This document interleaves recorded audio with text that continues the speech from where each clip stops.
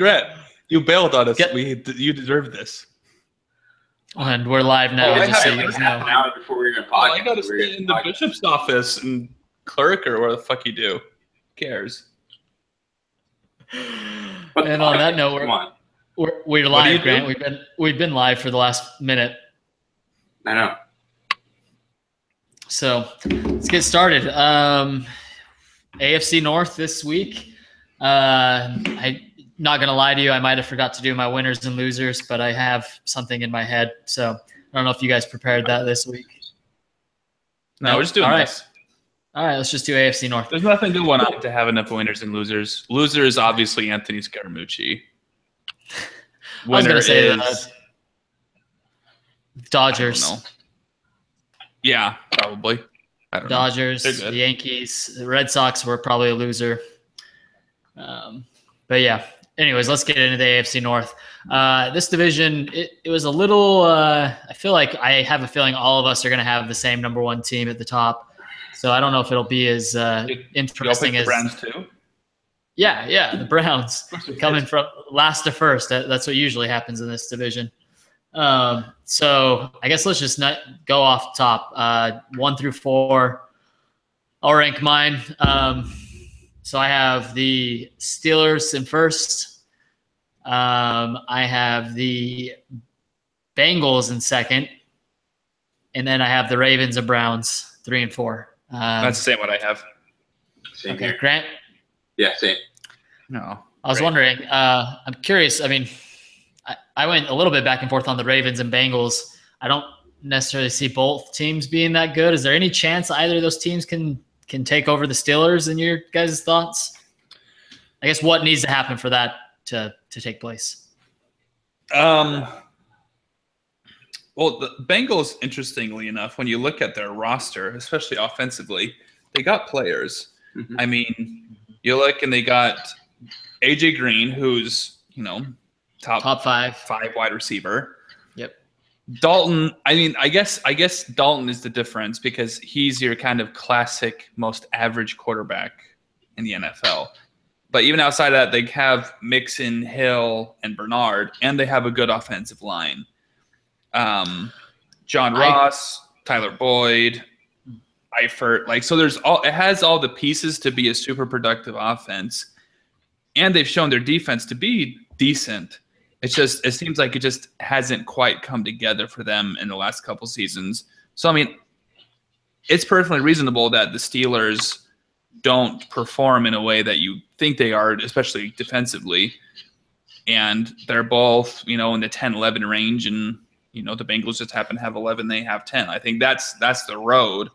But, I mean, I think it's going to have to be one, Big Ben not regresses but doesn't play super amazing, and, Dalton throws for 4,500 yards and, 35 touchdowns or something. That's the road. Correct me if I'm wrong, but I thought the Bengals lost 2 of their starters on the offensive line. Whitworth and then someone to Cleveland, I thought. One of them. Maybe the center. Yeah, their center, I'm pretty sure.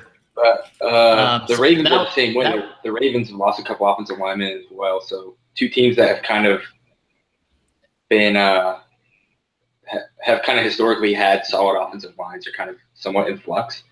I think for the Steelers to drop, it's going to take injury, and that happens almost every year. They have some major player injured for at least a large chunk of time, whether it be Bell or Big Ben. But I don't know. I think the Steelers I think they're firmly in first place. Yeah, I mean, I think if it comes down to Dalton really, because I think the Bengals have some really quality playmakers as well. It depends. I mean, Mixon is kind of a question mark at this point, but I know you guys like him. I know a lot of people don't like him. Who? I think John Ross can mix it. Who do we like? Yeah, Joe Mixon. Your mom. Yeah. We all like your mom, Richard. She's a nice lady. John Ross is obviously a receiver that can take the top off of the defense. So I think they have some good players, and I don't know what happened to them last year. They definitely underperformed last year, but it feels like every year is the year. It's like that do or die year for Andy Dalton. He's either got to make the leap or he's just going to be the same Andy Dalton every year. And this feels like that as well. Like at some point he's got to do something other than just be completely average. And maybe he can't, maybe he won't. But if they were to overtake the Steelers, he can't be just the same Andy Dalton. So interesting. This is, I think, something that most people don't realize, that this is probably the best offensive line the Pittsburgh Steelers have had in a long time with Big Ben. Actually, I looked this up the other day on Pro Football Focus. I was shocked. Any guesses of where they ranked the Pittsburgh Steelers offensive line? 4. It's pretty close. They had them. They had them at third overall in the NFL, which is pretty impressive, in my opinion. I mean, you consider how much Big Ben has been sacked and hit. Giving him a little more time, that offense a little more time, whereas both the Bengals and the Ravens lost some offensive line. The Steelers kept theirs intact. The Cleveland Browns have a good offensive line. So it'll be interesting. I actually do think Cleveland will be better this year than they were last year. Obviously, quarterback's a big question mark for that team. Well, if you get Brock Lobster, I mean, you're guaranteed 4 wins. Right? The owner of 4. No, yeah, I mean, the Steelers, they do return quite a few people. I mean, their secondary, I think, is still their weak spot, and it's pretty glaring. They didn't really have anybody there. They didn't really improve it at all. They had T.J. Watt as another outside linebacker. Seems like they always have linebackers kind of coming out of a conveyor belt. But, yeah, their secondary is still pretty weak, and same thing like last year. That's probably going to be their Achilles heel. Yeah, that offense, though, is going to be exciting to watch if Le'Veon Bell and stays healthy in that wide receiver group. But, yeah, let's we'll just start with the Steelers. Let's start with the Steelers at the top. Fantasy-wise, they've got quite a few good players on this team, starting with Le'Veon Bell, Grant's man crush. So my boy. I'm curious, who do you guys like on the Steelers from a fantasy standpoint outside of Le'Veon Bell?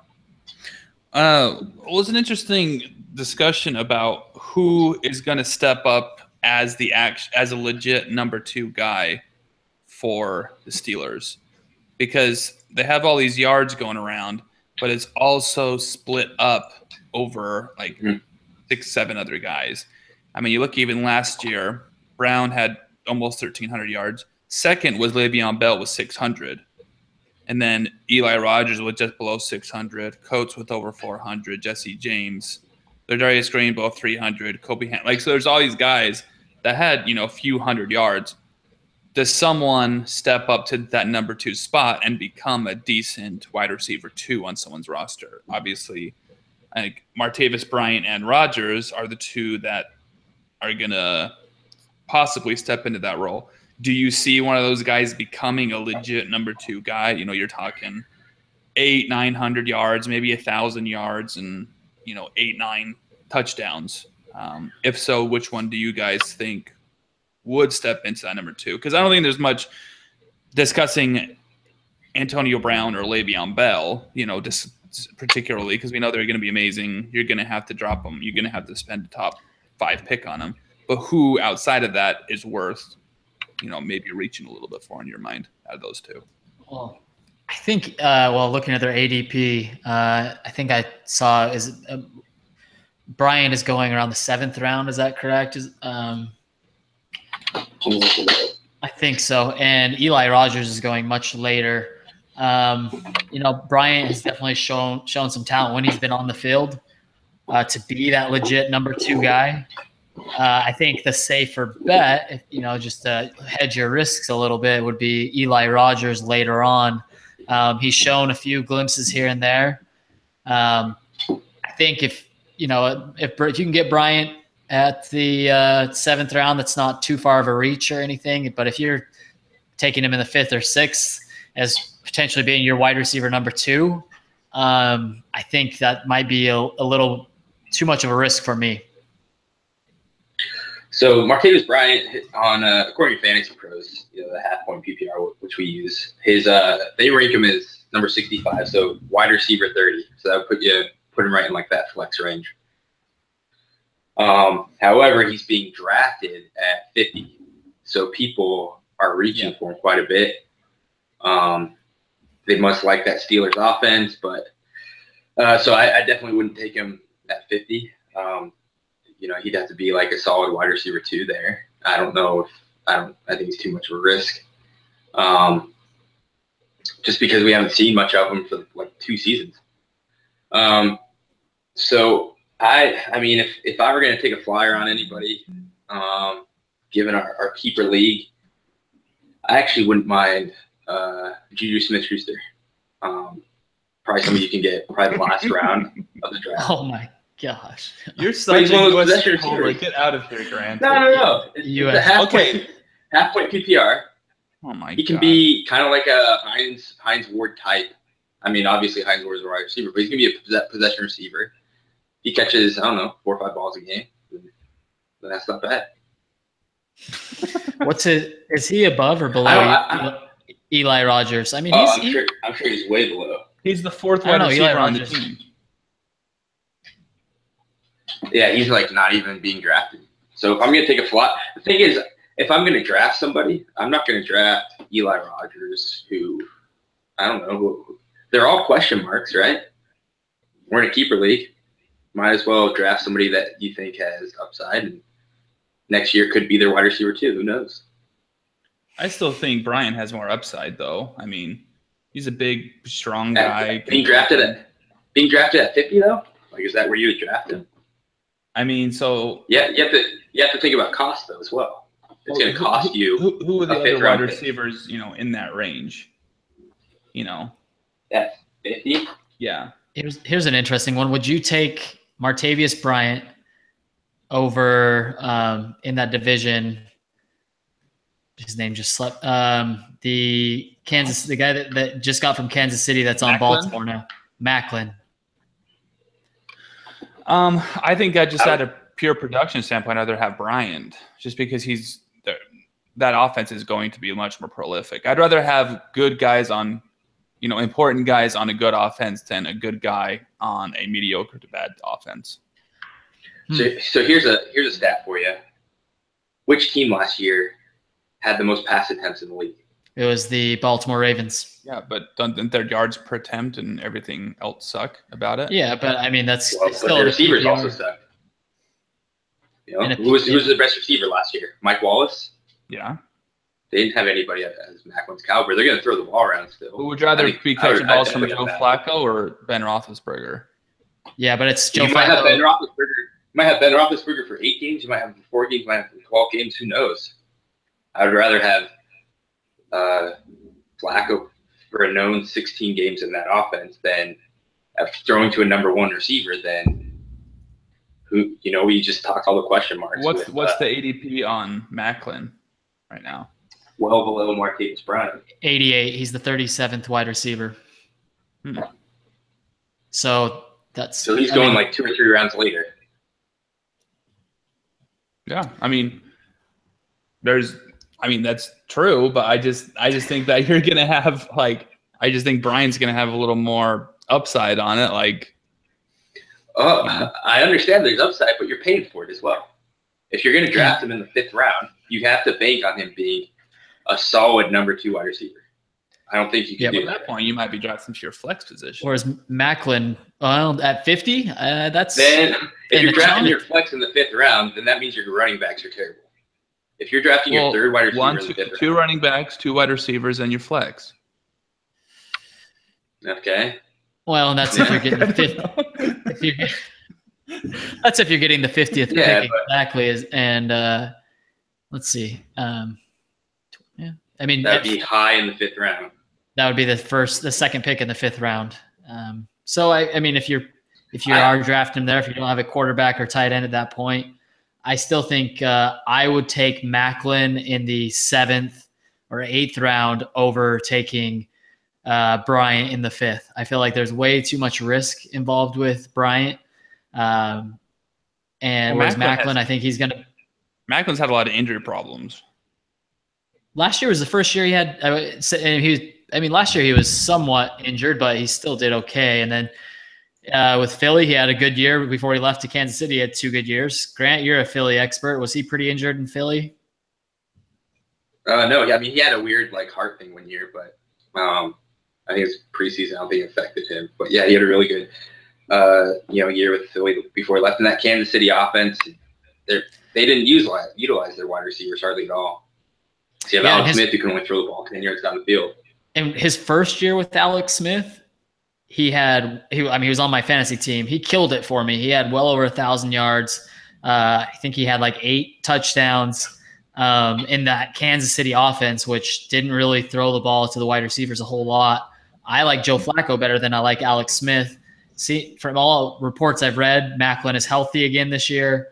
And, he's going to be his pass-catching wide receiver. Mike Wallace is still there. He's going to be the deep ball. Joe Flacco loves to throw the deep ball, get the pass interference more than the catch. But I think I really like Maclin. I feel like his value there, he's a much lower risk. And I still think in that offense, like Grant said, with how much they pass the ball, even if it's dump off slants, he's out of the slot. If he takes that Steve Smith role, he's a bigger, younger Steve Smith that can play outside and inside. I really like Maclin much more than I like Bryant. Well, do you think realistically Macklin's position ADP is going to, by the time we actually draft in a month, is going to, because what'd you say, 8th round, 9th round or something?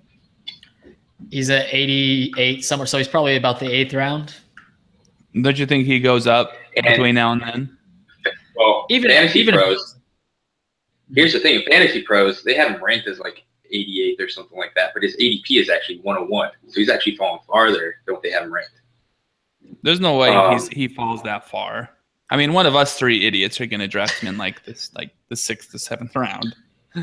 Yeah, the thing is with Martavis Bryant, if you're taking him at 50 or around there, that means he's probably wide receiver, 25-ish, 20 to 25. That means you like him almost like you're drafting him with the expectation that he's going to be the number 2 guy in Pittsburgh. So here's the thing: would you take the number 2 guy in Pittsburgh when they also have Le'Veon Bell, probably the best pass catching back, and the best, arguably the best wide receiver who's going to get his? So he could be an argue 2.5 with Le'Veon as well being pass catching back. Versus taking a number 1 on a Baltimore team that's, if I'm choosing a flex, this is my strategy usually. I'm always trying to get the guys that I feel like are going to get the most targets. Sure. And so I think Macklin's going to get a lot more targets than Bryant. Bryant might have bigger plays, and that could be the difference. He's definitely a much better prospect for big play opportunities. But as far as even if I had to draft them at the same round, I would take Maclin over Bryant. Good to know. Maclin. I'm probably right there with you. I probably like them both as around 7th round players. I mean, if you're drafting Bryant, you're assuming he's going to be probably the best number 2 receiver in the league, or up there. I can't think of another player. Yeah, I mean, you have to assume that he's going to be the best number 2 wide receiver basically on any team. I don't know if I can put him there. I think there's still a little bit of the Steelers hangover from their offense from a couple years ago where Ben finished in the top 5. Antonio Brown, broke out. Bell broke out. Their offense was just like a juggernaut, and they haven't really gotten there fully the last 2 years. They've been not been healthy due to injuries. Yeah. What's that? They've not been fully healthy. Problem. If they stay fully healthy, there's no reason why they can't be a top 3, top 5 offense. But how often does that happen? How often does Big Ben play 16 games? It's more likely he plays 12 to 13. Especially as he's getting older. And so you got to factor that into it. I think there's risk in that offense. I think Big Ben probably finishes around quarterback number 10, where he's kind of been his whole career. From a fantasy perspective. And so, I don't know. I don't think that offense is going to be as high octane as it might appear on paper. But yeah, I mean, Martavis Bryant is going to be one of those kind of boomer bust type guys. I think we'll know within probably 3 weeks what his season's going to end up looking like. But yeah, I mean, I have Macklin as my sleeper basically in this division. I think he's a number one receiver on the offense that threw the ball the most in the league last year, and to have a number one receiver in that offense going in the 7th, 8th round, I think that's great value.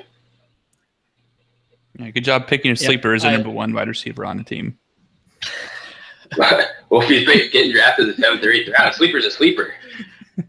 Right? Like, pretty sure sleeper she needs to be like a double-digit round pick.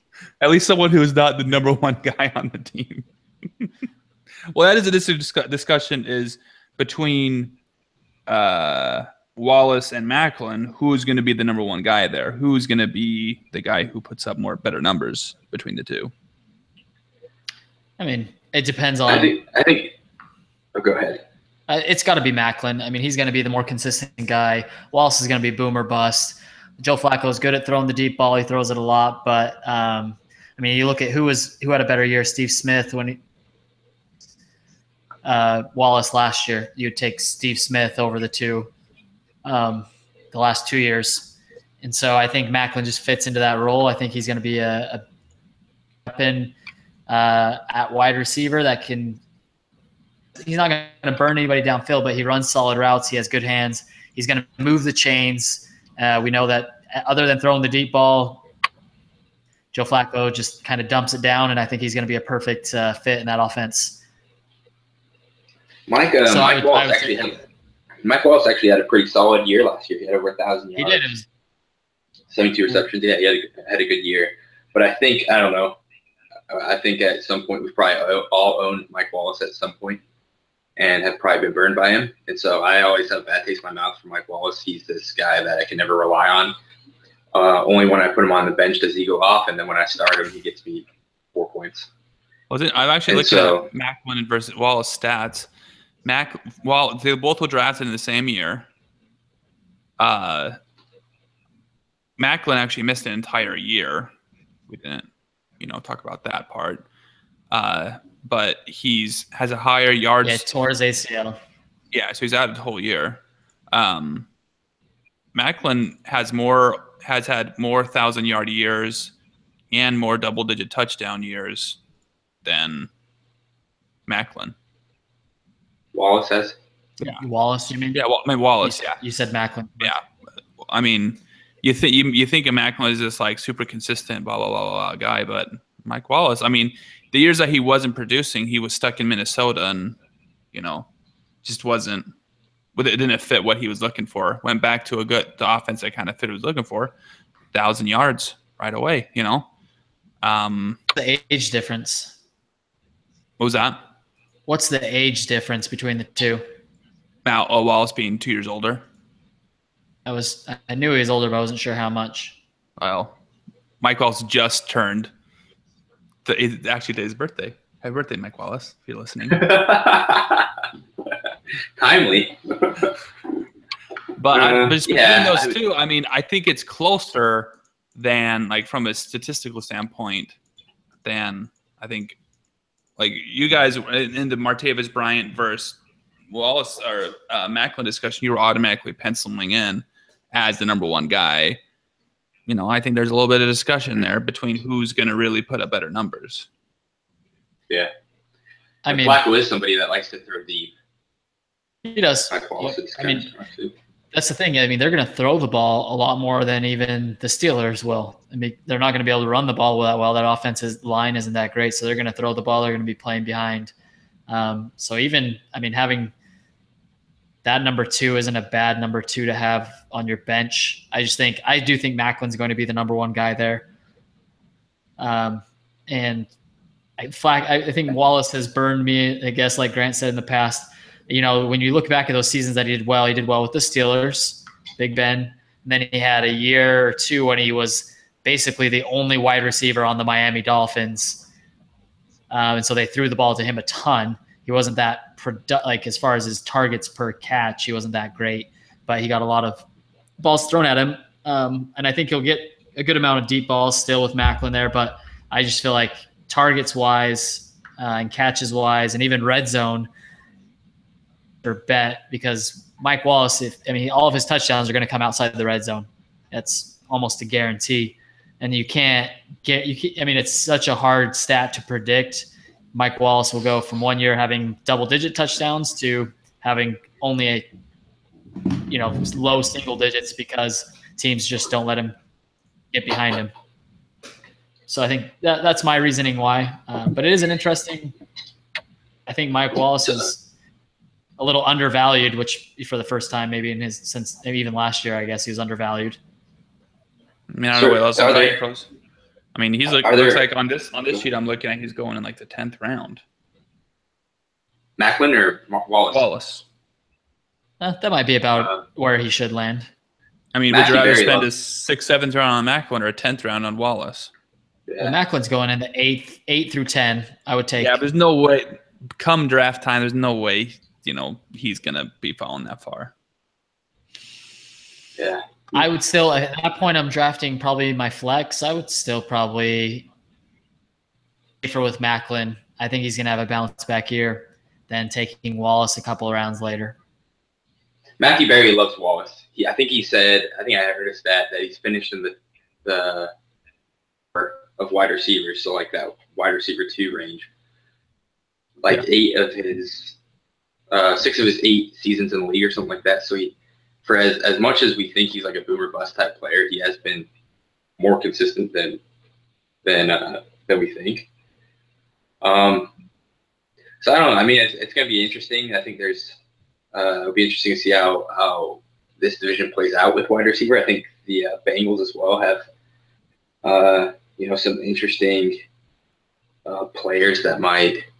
Their wide receiver 2 usually ends up doing pretty well as well, opposite of AJ Green. Is there any other receivers in this division that you would throw in like that top 5 receivers for this division, like other than Antonio Brown, AJ Green? Who are those other 3 top receivers? 5 within the division. Within the division, who are like your next 3 receivers? Top 5 wide receivers. No, I had Coleman, Corey Coleman. I mean. Yeah, that was the name I was thinking about as well. Somebody's got to get the ball. That's the thing. It's like someone's got to get the ball there. Breyer's gone, and someone's going to get the ball.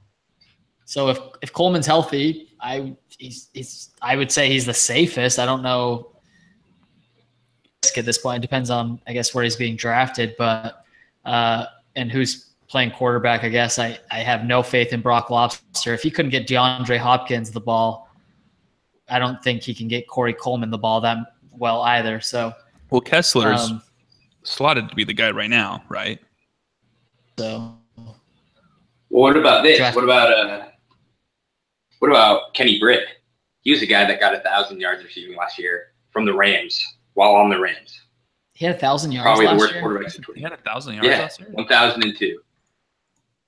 Yeah, 1,002. So if there's anybody on the Browns that's going to be the best wide receiver, I would put my money on him rather than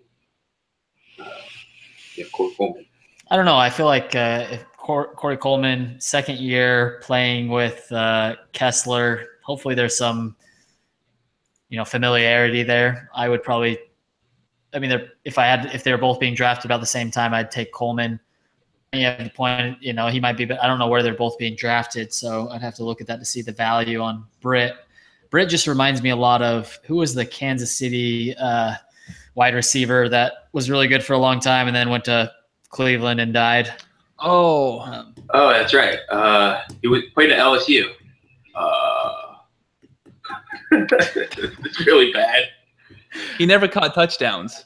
Yeah. He never caught touchdowns. He reminds me of him. Oh, what was that guy's name? I don't want to look it up. I want to figure out what it is. What's that guy's name? It's driving me crazy now. Oh my gosh, I can't believe can't recall it. Yeah, Dwayne Bowe. Kenny Britt is Dwayne Bowe. Kenny Britt is Dwayne Bowe 2.0. That's good. That's a good comparison. Yeah, I'm pretty proud of that one. and he went to Cleveland. That's a deep cut. Well, how old do you think Kenny Britt's even draftable? Is Kenny Britt even draftable? They said. Yeah. I mean, somebody's got to get the ball. So I would take him. I would take him as my 5th or 6th receiver. Yeah, for sure. Sleeper. If he was 14th round pick, maybe. He did 1,000 yards last year. I mean, I wouldn't want him on my team, but if his ADP right now is 49, so yeah, he's draftable. His ADP is 49. You mean his wide receiver rank? Sorry, I was looking at just wide receiver. Oh, I was like, no way. His wide receiver rank. That sounds no. His ADP is he's actually ranked like 99 somewhere around there. His ADP is 111. So that's what like the 9th round or something like that. What's cool. He is actually behind him. His ranking is behind him. Britt's ranking is 94. His ADP is 111. Rank is 104. His ADP is 103. So people I'd rather have Coleman any day of the week, especially in our league. Interesting. Yeah, he's definitely. Like, why in the world would you draft Kenny Britt? How old do you think Kenny Britt is? I know he's pretty young. Older than Coleman. I'm gonna guess Britt is 25. Oh no, he's 28. Oh, I was way off. I thought he was like 30. Just entering his prime, bro. Seems like he's been around forever. Yeah, he has been dead on that LA team, but I don't think Cleveland's going to be much better at the quarterback position. So, who? Let's see, on wide receivers. Any other wide receivers in the division?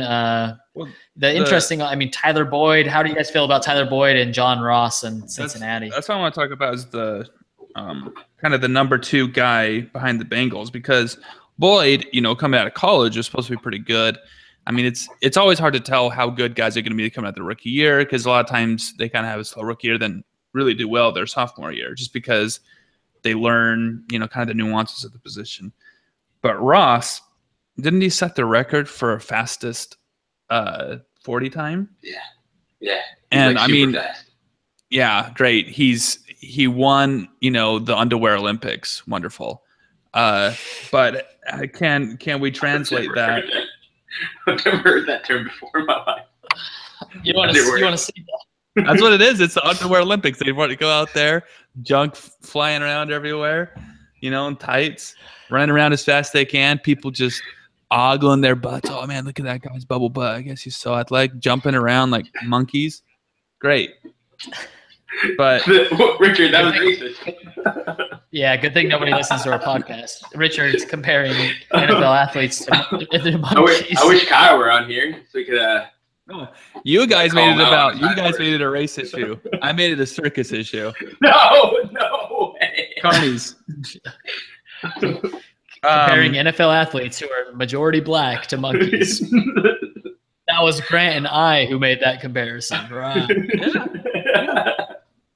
I don't know. I would still probably take Ross just because of the potential he has to be, like a Mike Wallace when he was in Pittsburgh type of guy, Deshaun Jackson type of guy that just totally can take the top off the defense and you just throw it and he runs underneath the ball and catches it. I mean, there's always going to be room for that. And especially in this offense where, you have Green, who's going to get majority of the attention from the secondary. And then you have your boy Eifert over there, sucking a little bit down from the safeties. And then Ross is going to be an interesting guy. If you're looking it up, Grant, what's Ross and Boyd's ADP comparisons right now? Because I have a sheet, but I think it's like a few weeks outdated. Ross is 135. And Tyler Boyd is he's like not even drafted. 257. Yeah. What do you think, Rory? Would you rather would you rather have Ross or Coleman? Because they're I would probably take Coleman. Same, right? I would take Coleman, but that's good. Yeah, I just don't trust rookies that much. I think Ross is probably maybe the more upside just because of how fast he is. And I mean, you haven't seen him in an NFL offense. So we'll see. Coleman, I mean, he was supposed to be really good as a rookie as well. Coming out of Baylor, he was a top recruit, first-round pick. People forget that. He did have some injuries last year. I don't know. Between Tyler Boyd, I think Tyler Boyd's probably going to be closer to John Ross than those ADP rankings are actually being compared. So that's the thing that scares me a little bit. It's almost like they're both going to be there'd be like a third wide receiver on both between Tyler Boyd and John Ross. Whereas I think Corey Coleman has the chance to be a number one on his team. Here's a question, and I legitimately don't know. Does Andy Dalton have the arm to throw to a guy like John Ross? Can he throw the ball 40 yards downfield? Red Rocket, dog. You didn't get that name for having a noodle arm. And maybe he can be. I mean, I think I don't know. Yeah, TV. I mean, he played at TCU where they threw the ball all over the field. I think he has a strong arm. It's different in the NFL actually being able to see that versus in college, make the throw. And I think he's done pretty well throwing to AJ Green down the field. So I'm a little higher on Dalton than I think a lot of people are. I don't know where. I'm not super high on him, but I actually think people don't give him enough credit, and I think people give too much credit to Big Ben, who I don't even have in my top 10. I don't think he'll be a top 10 quarterback. So I don't think Dalton will either. I don't think anybody in this division will be a top 10 quarterback in fantasy. So that said, you still like Coleman over Ross, even though Coleman's going to get passes from, who knows, Lobster or whoever, Cody Kessler. They don't even know who their starting quarterback is at this point. Yeah, I think so. I just think Terrell Pryor had over 1,000 yards last year. He looked like a number one receiver. He's gone now. Barnage, their pass-catching tight end, is gone. The ball's got to go somewhere. Why not Coleman? And AJ Green, he's going to get his. Dalton's going to target him a ton. And so that's why I'd take Coleman over Ross.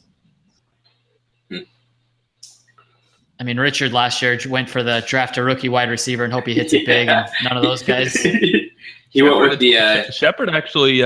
Shepard and what's-his-face Fuller both turned out pretty well. I had to trade Fuller to trade for a Gronk who never played really ever again. But strategy was draft really old running backs and rookie wide receivers. Yeah, one of them, a couple of guys are gonna hit.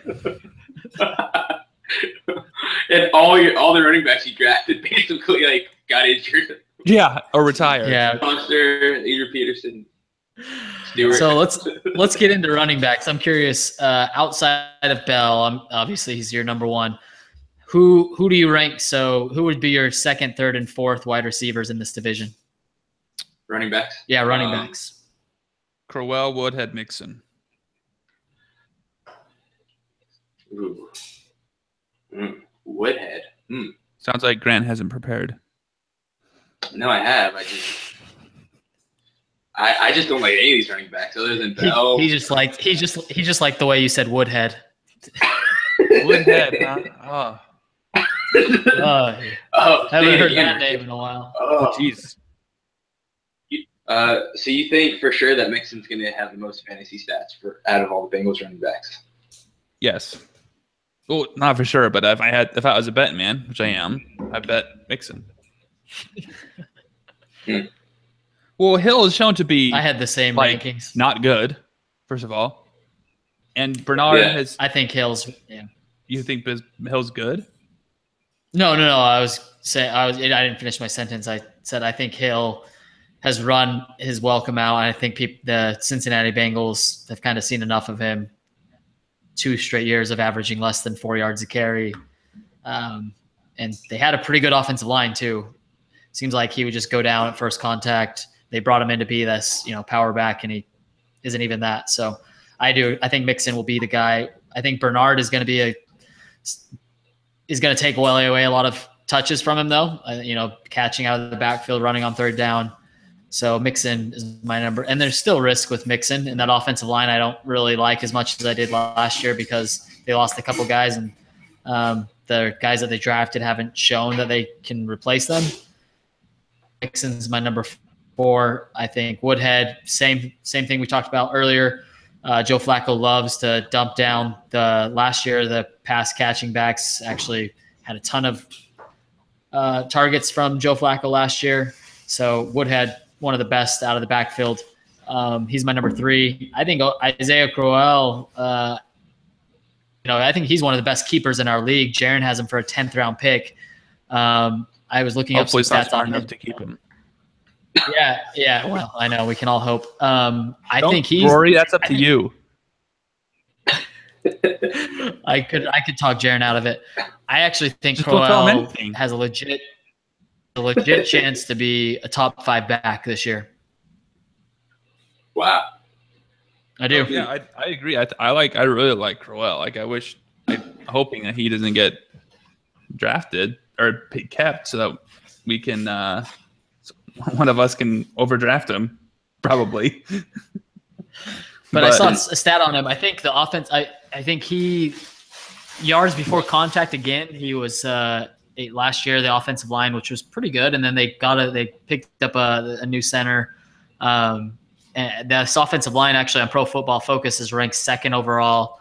And Hugh Jackson actually came out this year and somebody pointed out some of the stats that Crowell had and basically they didn't give him the ball enough. And Hugh Jackson was like, yeah, regrets from last year is he was actually a really good running back and we didn't give him the opportunity. Like he should have been, utilized a lot more than he was, whether that happens or not. But Hugh Jackson actually came out and said that this preseason that he was going to be a much more focused. So I think he could be one of those guys that, is being drafted. I think his ADP is in the 20s. So 2nd, 3rd round. I think he could be a top 5 back this year. And I would take, yeah, exactly. And the offensive line is going to be good. We'll see though, with the Browns might be playing so far behind most of the games, whether they run the ball a ton, that's always a risk on the Browns, but he's my number 2. And I actually think he's closer to Le'Veon Bell than people think. I think Richard and I are kind of on the same wavelength that we both really like Crowell. If he was there in the 2nd round, I'd take him. Yeah. Well, I think that Browns defense is going to be better. It's going to be improved. With my boy they have Peppers. Jamie Collins all year. Peppers, Myles Garrett. that should be they should at least keep it within range so that they can keep running the ball. They shouldn't have to hopefully start throwing the ball in the 2nd quarter. But I don't know. Maybe it's just me being thinking too much to last year. I just feel like I can't trust anybody on the Browns offense until I see something. I don't know. Continuous. So I brought this up earlier. Oh, go ahead. Go ahead, Grant. No, just go ahead. Just a little bit right before we go. That's fine. You said, I don't remember that you had Big Ben in your top 10. I said he's not in my top 10. Where do you guys curious where you guys think he is and where does he end at the end of the season and why? Like amongst quarterbacks? Amongst quarterbacks, just quarterbacks only. Is he a top 10? Draft him at his ADP. Yeah, you almost have to bake in that. Yeah, he's outside my top 10. He's going to make it. I mean, you got Rodgers, Brady, Breeze, Luck, Ryan Wilson, Newton, Mariota, Cousins, Winston, Prescott, Carr, Stafford, Rivers. I'd probably take above him. Yeah, again, it depends on if he's healthy. If he's healthy, I think he could be in that probably. But you have to discount it and assume that he's going to miss 3 or 4 games. We don't have to worry about it. Kyle's going to take him in the 4th round. Let's hope so. or he'll keep him as his 1st round pick. That would be even better. Did he keep him? He did keep him last year as a 4th round, didn't he? Oh, yes, that'd be glorious if he used the 1st round keeper on Ben. Yeah. Oh, I think Big Ben, and I've read a bunch of articles. I think Matthew Berry actually came out and he talked about how, a lot of people are pretty high on Big Ben because that offense looks so good on paper. But with those injuries, and even without the injuries, I feel like he'll have some big games, and he's kind of fool's gold in that way that he'll trick people into starting him every week, just hoping for that big game. When I think he's had 1 year that he's finished in the top 10 of quarterbacks in fantasy. Yeah. And some of that's due to injuries, things like that. But still, with how much talent they've had on that offense, you would expect them to have him to be a top 10 quarterback every year. And so I wonder if you put Dalton on that offense, would Dalton be a top 10 quarterback? Maybe. It would be interesting to think about, but I do think Big Ben is a little, I think people are finally realizing that, and watch he'll come out and have a big year, be top 10 again. But I think people are finally realizing that he's not worth as high of a pick. And even though his ADP is lower than, maybe 13th or 14th, I guarantee in most leagues, he's being drafted in top 10. Well, hopefully people are stupid in our league and draft him anyway. High. In our league, I guarantee he'll be drafted top 10. Guarantee it. You'd be like the third quarterback taken. Fantasy Pros has him as QB 12. They rank him at 95, and his ADP is 98. So he's right around that. What would that be like?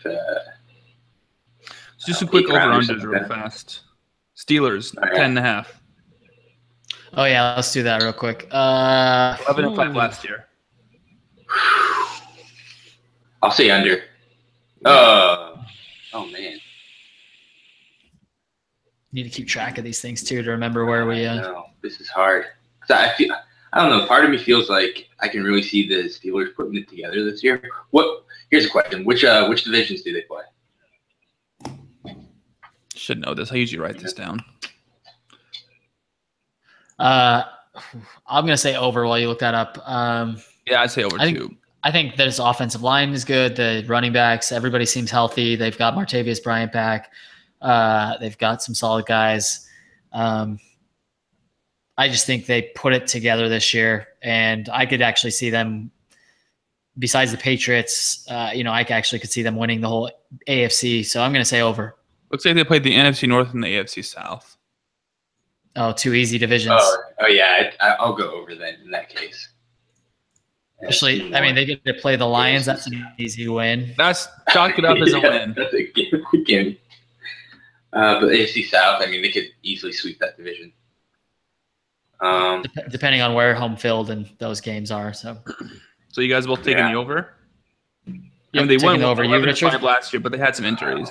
I put it over. Yeah. Yeah. Okay. Ravens 9. All right.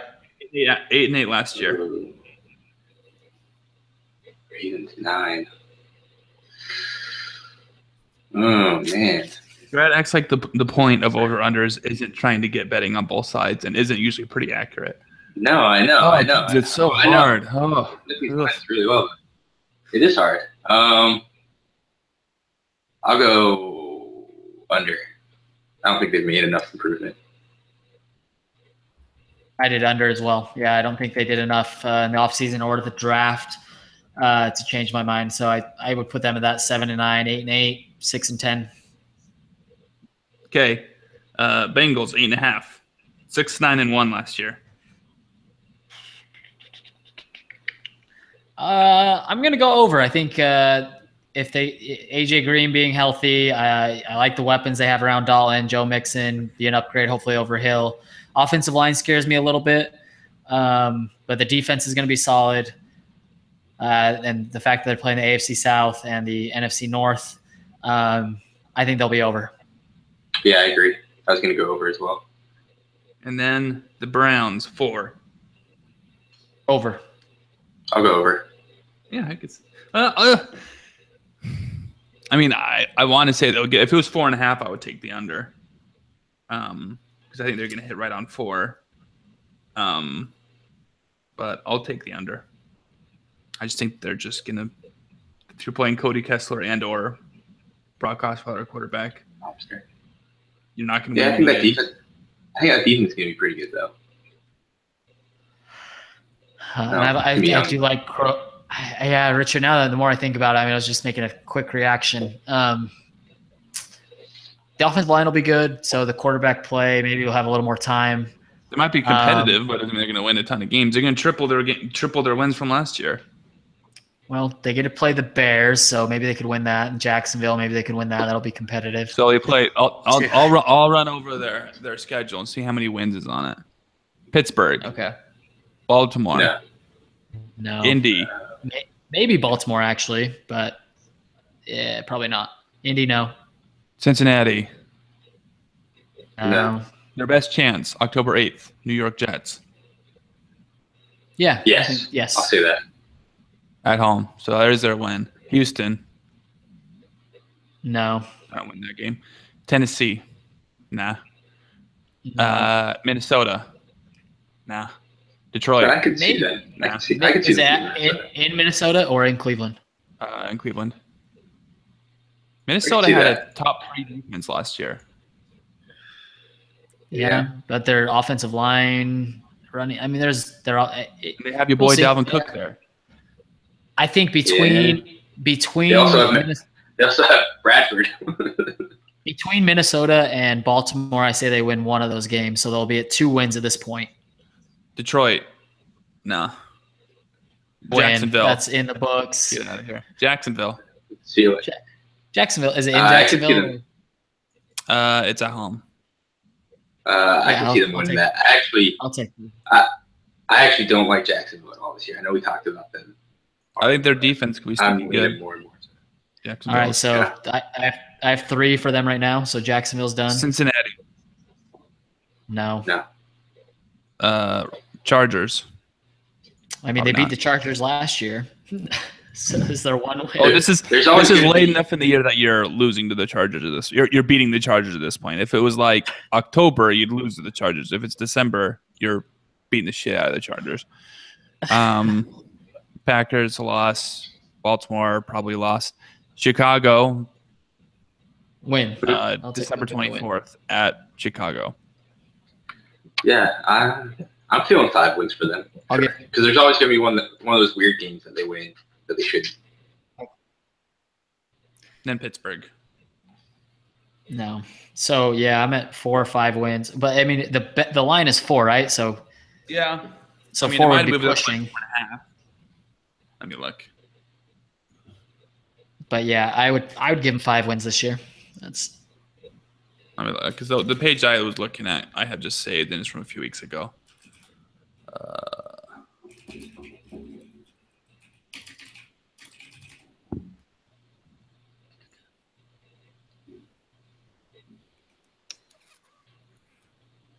Riveting 4.5 went up. Oh, really? It's 4.5 now. 4.5. That does make it a little more interesting, actually. It does, definitely. 4 or 5 wins. I had him right about 4. I'm taking under on that one. Yeah, if it was 4.5, I'll go 4 wins. I'll go under. Yeah, I might have switched my mind too after going over the schedule, but I like 5 more than 3, but I like 4 more than 5. Yeah, I'd agree with that. Interesting. Well, AFC North is done. One of the more boring divisions I think we'll do. Grant, you missed out probably the most exciting. We probably should have saved that when all 3 of us was the NFC South. I mean, that was just stacked with. I mean, I thought we were only going to talk for 30 minutes, and just the 2 of us, we talked for like an hour and a half. Did you listen to it yet, Grant? What's that? I haven't uploaded it yet. I'll upload it so Grant can listen to it. But Grant, for your recap, I actually had the Saints winning the division. Richard had them losing. You had them losing as well when I asked you about it, taking 4th.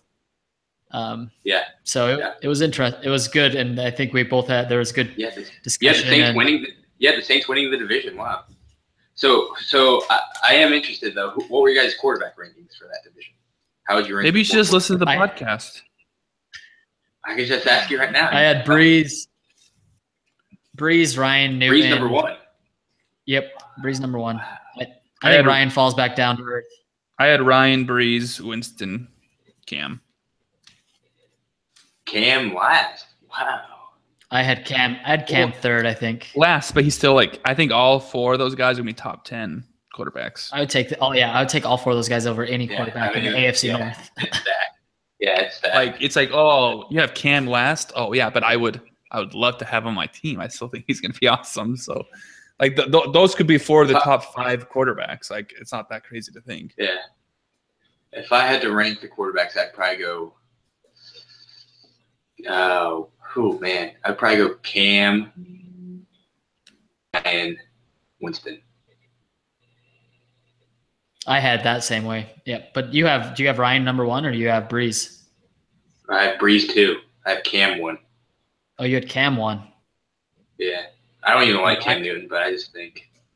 And Ryan number 3. I don't know that offensive line.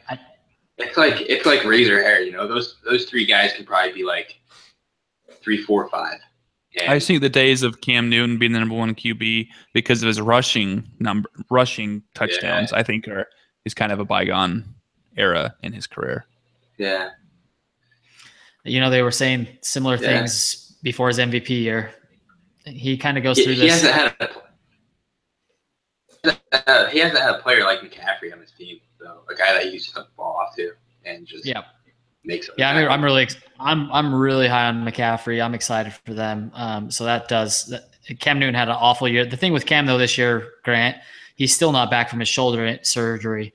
So that scares me a little bit.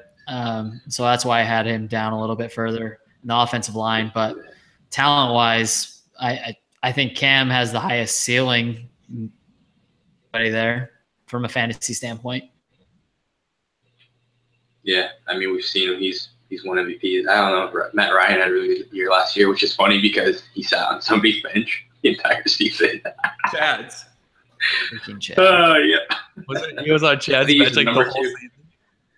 The number 2 quarterback in the league last year. All right, boys. Well, I gotta hop off. All right. It's been good. Next time, NFC North. We'll just keep it in the North. Yeah, we're gonna call Richard Chad. better bring his A game. Yeah, let's do it. We're gonna call Chad. Yeah, we can call Chad. Let's tell Chad to jump on. See what where day are we doing it? We can make fun of him. Yeah. Yeah, well, we need to dedicate a whole segment to Chad to run through his every lineup decision. Yeah. All right, I'm ending this broadcast.